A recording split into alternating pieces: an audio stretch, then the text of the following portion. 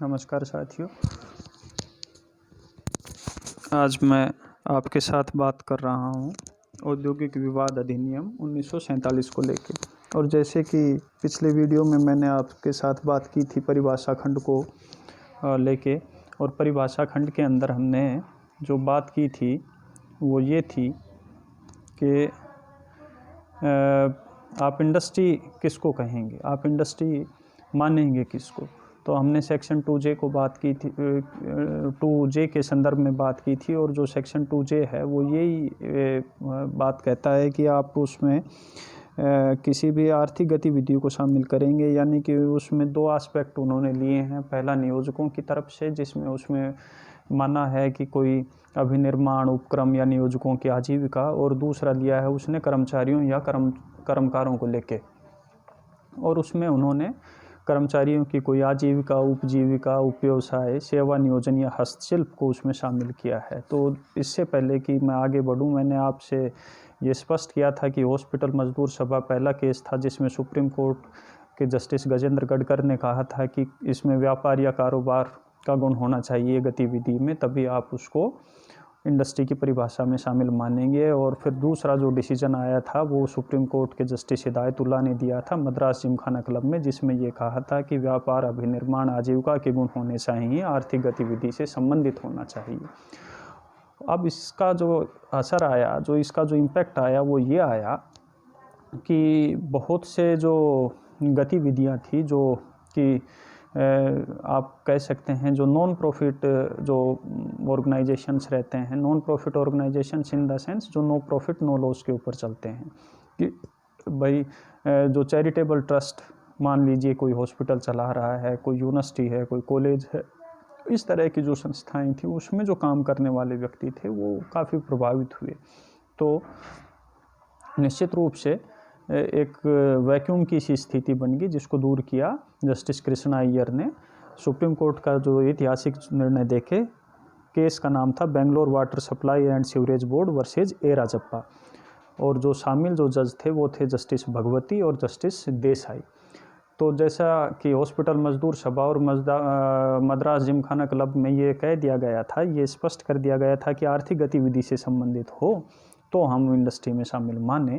इसको जस्टिस कृष्णा अय्यर ने अपने 1978 का जो जजमेंट दिया उसमें उसको खारिज कर दिया उस थ्योरी को। और उन्होंने कहा कि जहाँ भी कोई सुव्यवस्थित क्रियाकलाप, यानी कि कोई भी एक्टिविटी वेल ऑर्गेनाइज्ड हो, जिसमें नियोजकों और कर्मचारियों का सहयोग हो, और इस सहयोग से क्या होता हो, या तो किसी वस्तु का उत्पादन या वितरण होगा, या मानवीय आवश्यकताओं या इच्छाओं की पूर्ति से संबंधित कोई सेवा उपलब्ध करवाई जाएगी।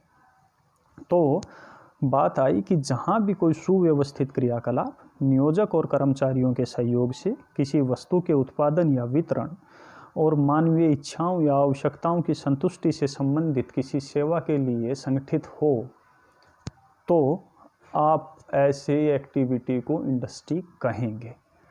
तो उन्होंने उस थ्योरी को बदला। और जो दूसरा जो महत्वपूर्ण जो बदलाव आया, उन्होंने कहा कि लाभ अर्जन की जो भावना या लाभ प्राप्ति की भावना है वो महत्वहीन है, उसका कोई महत्व नहीं है, कोई मूल्य नहीं है। कोई ये प्ली नहीं दे सकता कि ये जो ऑर्गेनाइजेशन है ये चैरिटेबल ऑर्गेनाइजेशन है या नो प्रॉफिट नो लॉस के सिद्धांत के ऊपर चलने वाला ऑर्गेनाइजेशन है। तो लाभ प्राप्ति की भावना महत्वहीन है। और ये बात भी उतनी ही महत्वहीन है कि कोई इंडस्ट्री सरकारी क्षेत्र में है, गवर्नमेंट सेक्टर में है, प्राइवेट सेक्टर में है, पब्लिक सेक्टर में है, ये बात भी उतनी ही महत्वहीन है।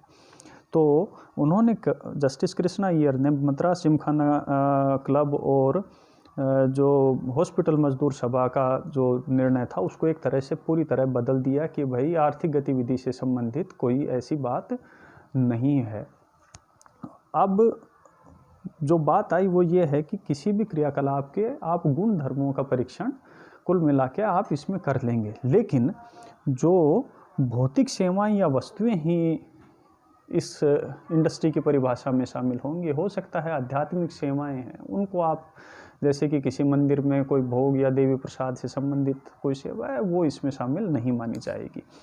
अब बात आई कि सरकार की जो सेवाएं हैं, तो देखिए सरकार के कई रोल रहते हैं, और रोल रहता है, एक होते हैं सोवरेन फंक्शंस और एक होते हैं वेलफेयर से संबंधित फंक्शंस। जो संप्रभु कार्य हैं, जो संप्रभु जो कार्य क्रियाकलाप हैं, उनको इंडस्ट्री की परिभाषा में शामिल नहीं माना जाएगा। नहीं इसलिए माना, जैसे रक्षा से संबंधित कोई काम है, विदेश नीति से संबंधित कोई काम है, तो क्या आप उसको इंडस्ट्री की परिभाषा में शामिल मानेंगे? नहीं मानेंगे।